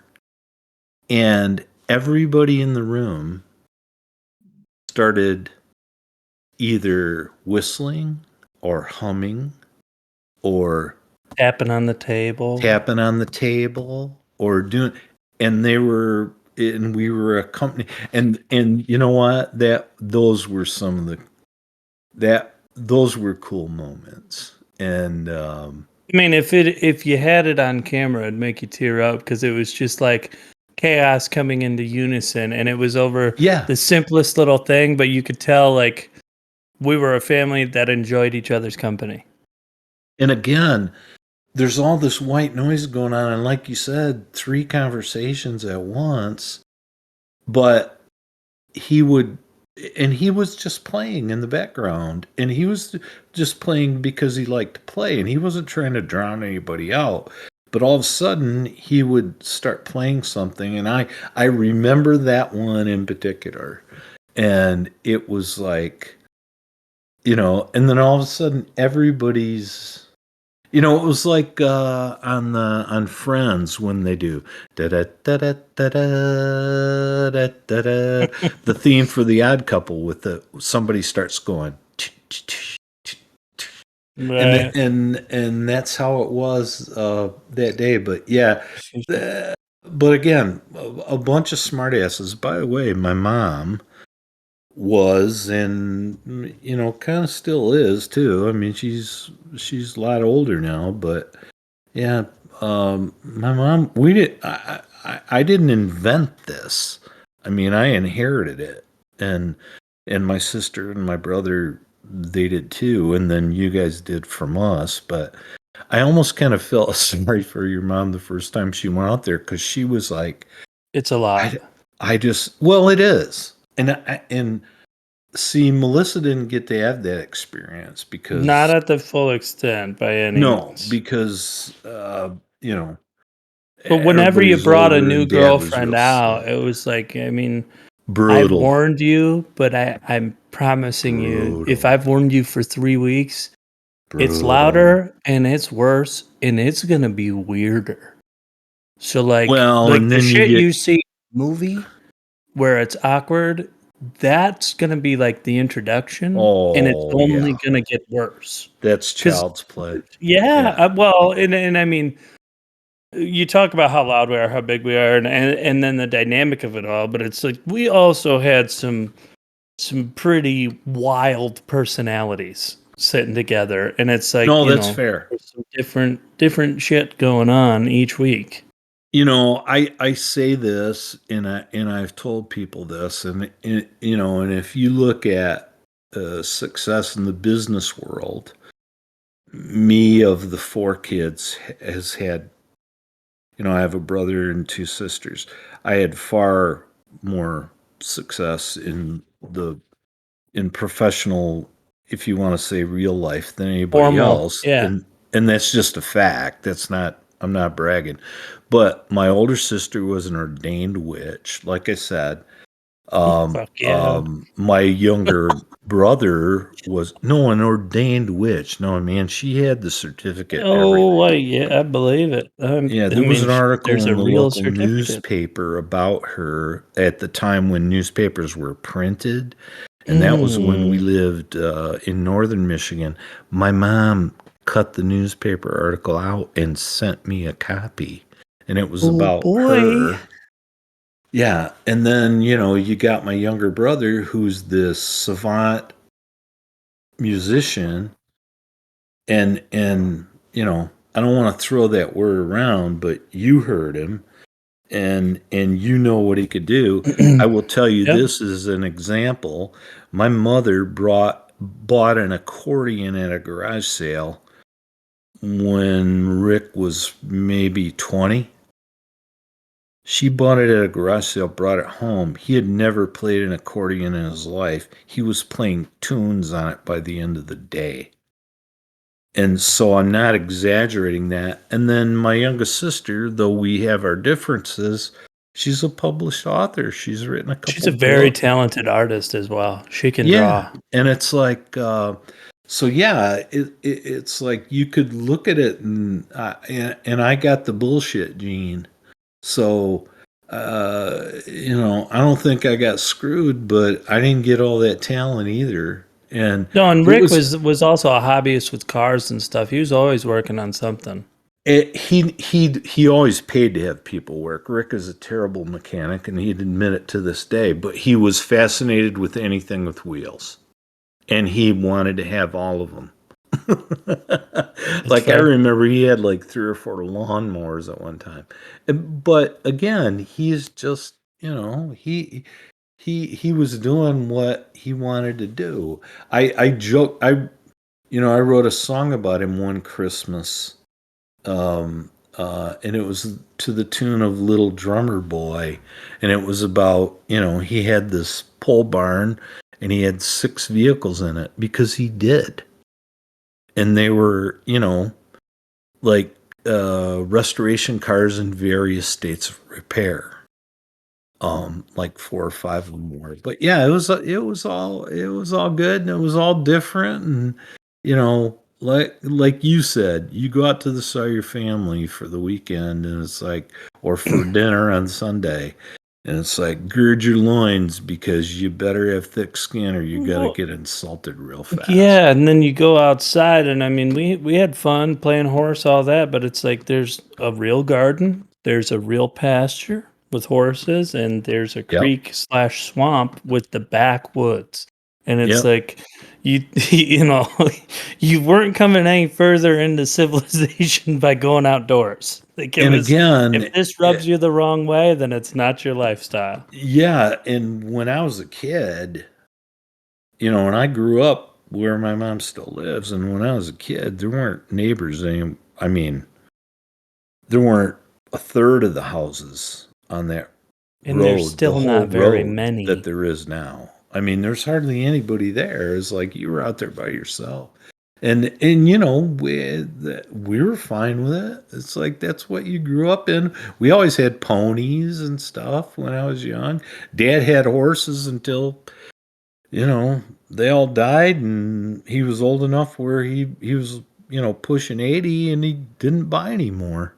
But yeah, Right. he Well, always had them, and you and they had guys, so many pets. I mean, dogs, cats. I know at one point chickens, pigs, horses, and it's like we luckily got to have the blessing of having all those experiences, and unfortunately, that kind of comes with the other end of it too, right? Like to enjoy right? them, you got to know that at some point they got to go. Um, I for the first pet for me that I remember having, getting older in life and having that time come, it was Floyd, and he used to be out with us when we were shooting hoops, and he used to go on walks with us through the woods, and I mean, he was such a good behaved dog, never even on a leash, but And he he was a eventually got, Rottweiler Doberman. yeah, Yeah, big, tall, skinny guy. great big dog. Yeah, And he, eventually he got so old and hobbled that, he'd try and come out for a walk, and we'd have to go carry him back, and unfortunately, eventually, it got to that point where we had to say our goodbyes, and I know you and I mean, I well, guess our family, but you and mom are kind of going through that now with yeah, Mags. we've got Maggie is 17, and She's a she's Weimaraner mix. she was a rescue dog, and she's a Weimaraner lab, and she's been the best dog I've ever had, smartest dog I ever had by a long shot.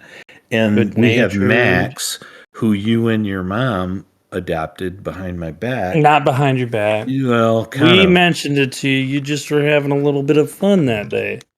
Yeah, well, and but anyway, I don't regret that either. I mean, I at the Oh, time I he's thought been you guys awesome. kind of shysted me, but no. And he's like 16. But Hold on, let's finish that topic though. At the time, you thought we shysted you, and now, even when I moved in with my now wife, you fell in love with that dog so much you wouldn't let me bring him with me. no, I wouldn't, because I'll tell you what, and I didn't, I had to do all the things you have to do when you bring a dog home and you're trying to train it, and he house train it, and he was a sick dog, and I had to clean up these mountainous piles of bile, and and he It would do was that not right pretty. outside our bedroom door, and you know, But all the others that didn't but happen in the middle of the night, I did stay on top of. I held up my end of the bargain. He just but would wake up in the middle of when the night and poop in your room I instead of had mine. to have surgery, and I had to stay home for like 9 days, Yep. and then he and I got to be buddies, and we've been buddies ever since. And he still, if I get up and move to a different room, he gets up and moves to a different room. He has his own chair, which is right next to my chair. But, like you said, the unfortunate thing about all this is that, and I don't want to dwell on it, but it's just, I told Melissa the other day, yeah, I told your wife, Melissa, the other day, for everybody that doesn't know, um, I said, big boy pants are tough, and they are. It's like it's hard to wear them sometimes. But the fact of the matter is, I remember, how much we all loved my dad, and and we celebrated his life. And Maggie's it's not gonna be long. She's fading, but we got to celebrate her life, and we got to remember all those great times. I mean, that I, your mom and I were talking the other day. I think if she were able to get up and get around, and she still is, but it's for short periods of time, I think she'd still chase a laser pointer or Oh, try for to. sure. But you know what? All the good memories are worth it, and it's not like it's a Well, bad it you again. gotta honor their legacy too, and I Yeah. think that's like nobody wants to talk about a sad subject and bring the mood down, but it's one of those things that it's she was important to our family, um, not just as like one of your pet children, but also for our family, she was the first full time indoor dog, the first dog allowed on the furniture. A lot of firsts with Maggie's, and we had taken a break as a family for a long time, or at least a few years without a dog. Right. And Because she all you really kids were in broke the mold. sports. Right. It wouldn't have been fair, but she broke the mold of what a family dog was in our house. And the Yeah. previous dog to that, he got to be inside more than others, but she really broke the mold. She really is the first one that's more of a child than kind of a dog, if that makes any sense. Um, but the biggest thing to me is talking about it a little bit, almost to honor her legacy, because any person or personality, I should say, because it doesn't matter if it's animal or what, any personality that is worthwhile is tough to let go and tough to say goodbye to. And it's like Yeah. there'll be a hole or a missing spot for everyone involved, but she was a wonderful dog. She's a sweetheart. Oh my goodness, did she have energy? I remember giving her piggyback rides, but Yeah. nobody got shafted. We got No. that. No. Our whole We didn't get family got a cheated. great dog because of her.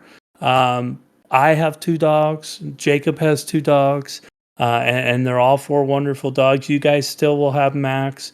Um, but Oh yeah. like she was, I remember mom telling me the story. It's like, she had all that skin problem because she had mange, and then she had that dip, and it was horrible for her. But it's like she was 3 days away from being put down, Yes. When and we it's like rescued you her. rescued her, and it's been how many years 17 since? years.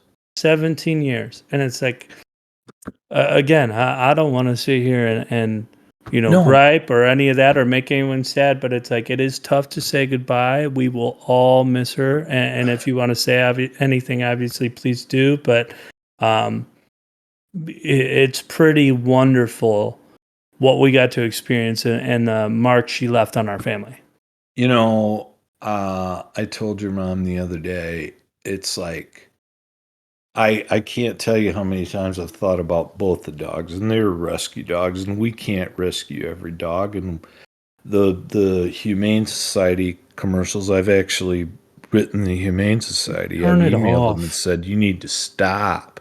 Right. It's like you're losing your audience. It's like, I want to rescue dogs. I want to help, but I don't want to see all this pain. And I'm not looking at it like that. It's like, you're right. You're 100% right. She's the smartest dog I've ever had. She's the best dog I've ever had. Max is the most affectionate dog I've ever had. But you're right. She was 3 or 4 days away from being put down. She is lucky to get us. We're lucky to have her. And that's the best Absolutely. you can do. And and again, the unfortunate thing is that dogs don't live as long as we do. And She got to live an off-leash life, roaming a giant yard and being fed every day and taken care of. perfect. And warm inside every night. Yeah. And I think about both of them, and it's like, and that's exactly what I think It about. will, It's like, and I you're don't lucky know to if have them, they're lucky to have us. I don't know if you want to share it or not, but when she's no longer with us, it to my knowledge, it sounds like you guys are gonna let her rest in her favorite place. Yeah. Yeah. It's like we've decided, we place out in the country. I mean, I say this for people who don't know, but we have a place out in the country with a big yard, and she would love to explore the yard. We'd always let the dogs out. It's like everybody complained because we'd let them out, and then to do their business, and when they came in, we'd give them a treat. And it's like, well, we're not doing, I don't know why you do that. Well, we had our reasons, but she would always go out, and there's a tree in the front yard that's been the strongest growing tree. We built this house in 2000, and I don't know when we planted that tree, but not too long after, and it's a good sized maple tree now. And that was her favorite tree, and she'd always walk out there, and sometimes, especially now when she can't walk as much, she'll just stand, and she likes to be next to that tree. So, we're going to have her ashes put out there, and she'll always be here. And again, it's That's not it's very not cool. meant to be a bad thing. It's like it No, happens. Again, big boy pants are tough, man. Big yeah, person but pants are tough. And it's in just like you got to do the best you can with it, and that's what we're gonna do.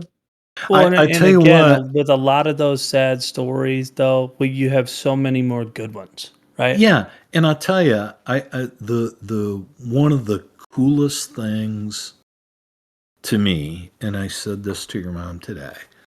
It's like, you guys know she doesn't have long. Right. All of you, each one of you boys have made a special effort to come and see her. And that's pretty cool. It's like, and you know what? I think I know she knows that. My dad was always that way about horses. It's like horses are way smarter. Dogs are too. They sense things, they know things.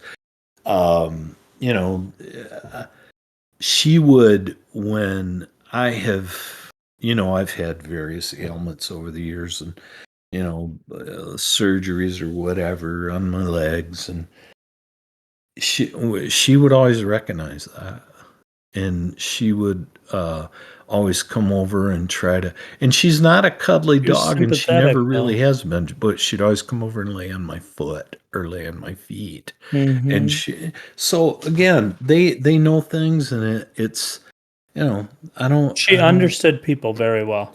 oh man, she knows how to work the room, and she Yeah, she always was did. quite the diva, that's for Oh, sure. big time. But I Called mean, her a diva, that's and she that's the is better that. side of things. So I mean, obviously, as her time comes to an end, that's No, unfortunate and something we all come to terms with. But the good thing is that there were several fun stories with her. Oh, and tons. not just her, but all of the animals that you Yeah. guys have had, our grandparents have had over the years, and they, with our family being as sarcastic as it is, and not letting anyone live anything down, it definitely it definitely makes for one of those special moments when you get one of the stories that makes everybody laugh. And one in particular that I remember was when Grandpa got a pony. Grandpa got a pony, and Joe got up on that pony. And if you want to tell that story, please share that Well, story. I mean, I had my own I'm tips with that pony, and I was there when it happened. But well, you my were there when it goodness, happened, so you might be better off telling it because I just heard I mean, about it it's not a long one. and I've heard Joe's rendition, so it may be distorted. But yeah, go ahead and tell it, and I'll. Well, why don't you share Joe's rendition of the story, and then I'll see if I have any edits. How about that? Okay. Well, Dad he was a horseman. He wasn't a cowboy. He was a horseman. He knew horses, and he knew them, and it's like, and they knew him. And if he had him very long, they knew who was boss. And it wasn't because he mistreated him. It was just like Dad was in the military, and it's like, man, when he walked into that barn, it's like the horses kind of, if he spoke, and usually it only took a hey, it was like everybody's at attention, okay? Well, and he What does the always had main this guy demeanor want? where it's like, But I'm not he, asking. yeah, It's like you're yeah. doing And it. so let's be alert here. Well, I know he had this pony. And he wanted you kids to be able to ride. He did. He wanted that for you. I mean, I got my first pony when I was 4. And it's like, and Dad was a horseman, and he always had horses. He wanted you kids to ride. And from what I remember, he had this one pony that wasn't super well trained. And Dad would call it, what he said was green broke. It's like if you break a horse, that means anybody can get on it and ride it if a horse is broken. But if it's green broke, it means you better be paying attention. And he was the type of pony you could saddle him, but every time you tried to get on him, he'd start moving. Well, yeah, he's smart. Yeah. And Joe got on him, and Joe was again, and I wasn't there. You were, but Yes. Joe's trying to make him go, and I think my dad smacked the horse with his hand on his hindquarters. Mm. Is that what happened?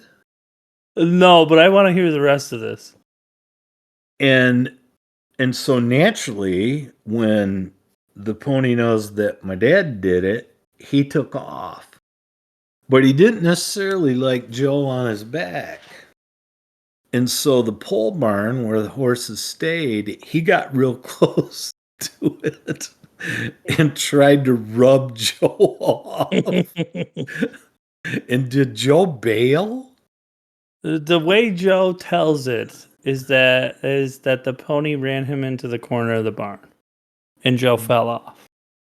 That is Well, that is his version that's of the funny story. enough. Oh, absolutely, and it makes for a great story that is much more action packed than what actually happened. Um, as I remember it, Grandpa came out and saddled the pony, but then Grandpa was in the barn, and if you know Joe, getting on a horse is not the easiest thing in the world, or even a pony. And No. so we used to have this rock out in the pasture Right. that even the walking Right. horses, we brought all the walking horses over, and you get up I've on that used rock that as a rock. kid, and you could stand on that rock and pretty much step straight across into the like left hand side of the stirrups of the horse, because usually they were facing towards the pasture, not the gate out. So you could step right into the stirrup and throw your leg over and be on the horse or the pony or whatever the case was. So at that time, from what I remember, is Grandpa was actually in the barn and Rick was holding the reins of the pony. That's And worse. yeah. So Joe starts to get on. And I mean, you can imagine those two together, Rick and Joe. It's got So the pony disaster. starts moving, and Rick doesn't stop it. So now we've got a pony that is moving while someone's half on them, and the person who has the reins is not the person on the pony. And as the pony starts to trot off, Rick lets go of the reins. So now Joe's got the saddle horn. Oh. One leg in a stirrup, the other one not. And you're watching? And I'm standing at the barn. I'm getting ready to ride Calliope. Oh, It's like I'm getting ready to get on the quarter horse, and Joe's my older brother, by the way. riding a pony. Riding the pony. And quite a hefty boy. You know, it's not yeah, too light he's on good the pony. Yeah. And that pony, at about half a mile an hour, doesn't go to the corner, walks up to the side of the barn, and grinds Joe off like he's a piece of shit stuck to him. And because he couldn't get his other leg in the other stirrup, he just slides off right down. He just bailed straight to the ground, and then the pony fucking trots off. And it was, I mean, oh god, I'm on my knees in the barn, dying laughing next to these two big quarter horses. And Joe's like, he bucked me off. Not a chance, dude. I've seen him shake their tail harder at flies. Oh my goodness! That makes it even more classic. The corner of the barn. He walked right up to the side and was like, "Get the fuck off of me!" Well, and as soon as he plopped off, he went running. But I mean, to Joe's credit, that pony, he was stubborn as hell, and at times he was meaner than shit. Like he wasn't the type of pony that would but he wasn't the type of pony that would kick you, but he might nip you. Well, and it's like smart. I took that pony up that pasture hill, and he tried to do the same thing to me on a tree and rub me off against the tree. And I pulled those reins, and he reared up, and it's like we both went backwards down that hill. Now nobody got hurt, but it's like you're not about to do the same thing to me. But he definitely had an attitude, but he wasn't nearly as charismatic as big old Ringo. Well, and you know, again, like Dad said, and I believe this, it's like dogs know. A dog knows if you're scared of it. They can sense it. A horse does too. Oh God, yeah. They knew Joe. Can you imagine if Joe would have ever got on Eclipse or Judge? Dad, I don't know when Dad got Ringo, the pony, and he was like, I mean, that pony, he was a pretty pony. He had a light colored mane and tail, and he was kind of charcoal, dapple, and he was a really pretty pony. And he was like somewhere in between a Shetland and a Welsh pony. He wasn't a great big pony, but he wasn't tiny either. And Dad got that pony, and I don't even think he got him for Rick. I think he got him for Mick. But, you know, Mick didn't ride, or my sister, and she didn't want to ride. And so Rick, like, took care of him, and I was still, man, I think I was living at home. I really do.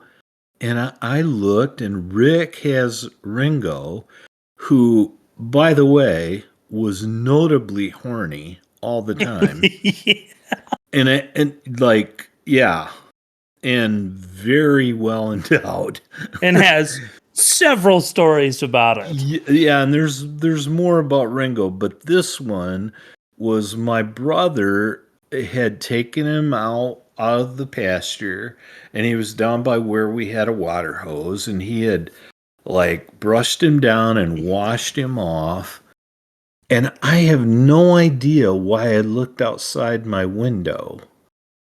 And I'm sitting there watching Rick, and he's got this medium-sized pony holding it like he had a lead and a halter on him, and he's like brushing him down after he had rinsed him off. And obviously it's summertime.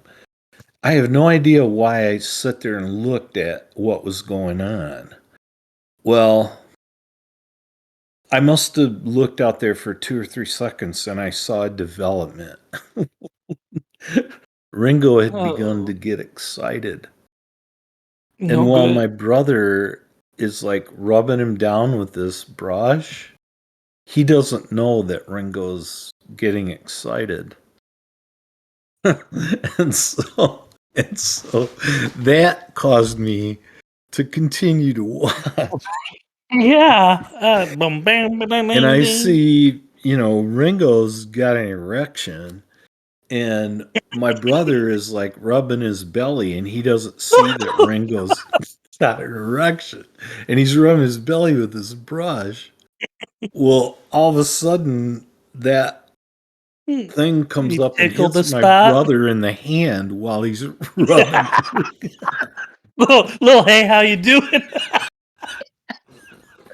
And I mean, I'm inside the house. I'm dying laughing. And my brother like slapped him with his hand. Would he turn him on more? He was really offended. Wouldn't you be? Oh my god! For sure. You ever seen a grown horse naked? And oh my! I mean, how many people can say they've been slapped by a horse? By a horse dong. Yeah, and it's just I don't know. He reached out and poked me. It's country humor. I mean, but I mean that is something. Like you don't, brush that off. It's well, again, I would think you're scarred for life after something like that happens. I mean, I'm never going near a horse again. I was almost scarred for life, and it didn't even happen to me. I just watched it. I mean, if I saw that, there is no way that I stop laughing before I pass out. Dude, I'm not kidding. Like I'd be like, dude, you can't scrub it clean. Like he left a fucking permanent mark. The window. He imprinted on you, Rick.